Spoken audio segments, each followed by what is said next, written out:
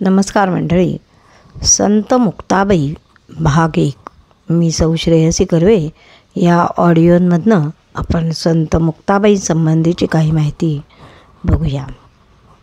संत मुक्ताबाई ह्या म्हणजे ज्ञानदेवांची धाकटी बहीण, एक आत्मज्ञानी आणि कवयित्री अशी हिची ओळख. परब्रह्मीची चित्कला असं म्हणून संत मंडळी तिचा गौरव करतात. कोणतीही गोष्ट स्पष्ट बोलण्या इतकी ती धीट होती. तिच्या धीटपणाचा एक प्रसंग म्हणजे नामदेव हे एकदा आळंदीला आले असताना निवृत्तीनाथ, ज्ञानदेव आणि सोपानदेव या तिघांनीही नामदेवांना प्रथम प्रेमाने वंदन केलं, पण नामदेवांनी मात्र त्यांना नमस्कार केला नाही. मुक्ताबाईला ही गोष्ट खटकली. त्यामुळे नामदेवांना नमस्कार करायला काही ती पुढे आली नाही. निवृत्तीनाथांनी सुद्धा नामदेव हे भक्तश्रेष्ठ असल्यामुळे ही गोष्ट मुक्ताबाईनं समजावून सांगितली, पण मुक्ताबाई नमस्कारासाठी पुढे काही आल्या नाहीत. त्या नामदेवांना स्पष्टच म्हणाल्या की झालासी हरिभक्त तरी आम्हा काय, आतली ती सोय न ठाऊकी. नामदेव परमभक्त होते, पण भक्तपणाचा अहंकार अंशरूपाने त्यांच्या ठिकाणी वसत होता हे तिने जाणलं होतं. परमार्थातलं त्याचं हे न्यून मुक्ताबाईंनी अशा स्पष्ट शब्दामध्ये सडेतोडपणे त्याला दाखवून दिलं. त्यानंतर विसोबा खेचरांना नामदेव महाराज शरण गेले आणि आत्मबोध प्राप्त करून घेऊन कृतार्थ झाले. मुक्ताबाईंनी आपल्या पोरकेपणावर मात करून आत्मज्ञानाच्या क्षेत्रामध्ये मोठा अधिकार मिळवला होता. निवृत्तीनाथ हा तिचा थोरला भाऊ आणि तेच त्यांचे गुरु.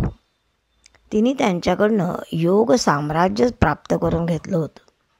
एक अलौकिक योगिनी म्हणून तिची तेजोमयी अशी मूर्ती महाराष्ट्राच्या मनपटलावर कायमची विराजमान झालेली आहे. मुक्ताबाईंचे उपलब्ध अभंग 50पेक्षा सुद्धा जास्त नाही आहेत, कमी आहेत.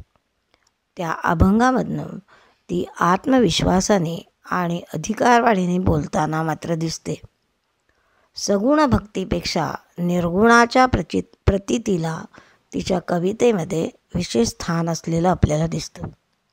त्यामुळे प्रत्येक अभंग एखादा दिव्य अनुभवाचा द्योतकच असलेला आपल्याला दिसतो. असाच एक मुक्ताबाईंचा अभंग, योगी पावन मनाचा साही अपराध जनाचा, विश्वरागे झाले वन्ही संते सुखे व्हावे पाणे, विश्वपट हे ब्रह्मदोरा ताटी उघडा ज्ञानेश्वरा, शब्दशस्त्रे झाले क्लेश संती मानावा उपदेश, चिंता तुम्ही तरुणी विश्वतारा ताटी उघडा ज्ञानेश्वरा. म्हणून ती अतिशय सरळ सोप्या शब्दामध्ये असा रचलेला हा अभंग. निवृत्ती, ज्ञानदेव, सोपान, मुक्ताबाई अशी ही 4 भावंड अतिशय आत्मसंपन्न अशी हे 4 महायोगी. परंतु लौकिक जीवनामध्ये मात्र त्यांना खूपच हालापेष्टा सोसाव्या लागल्या. फार अपमानित असं जीवन त्यांना जगायला लागलं. एकदा हे सगळे बंधू भिक्षा मागायला गावामध्ये गेले. तिथे एके ठिकाणी त्यांचा फार अपमान झाला. त्यांच्यासारख्या ज्ञानदेवांसारख्या शांतीब्रह्माला सुद्धा हा अपमान सहन झाला नाही.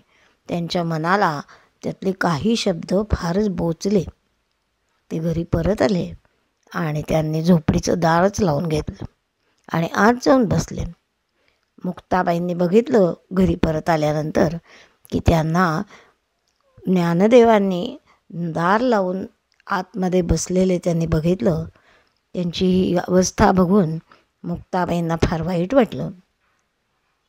हा अभंग म्हणजे मुक्ताबाई आणि ज्ञानदेव यांच्यामध्ये झालेला जणू संवादच आहे. मुक्ताबाई त्यांना म्हणतायत की अरे ज्ञानदेवा, तू एवढा ज्ञानयोगी, जगाला तू ज्ञान शिकवतोस किंवा शिकवावेस असं आम्हाला वाटतं.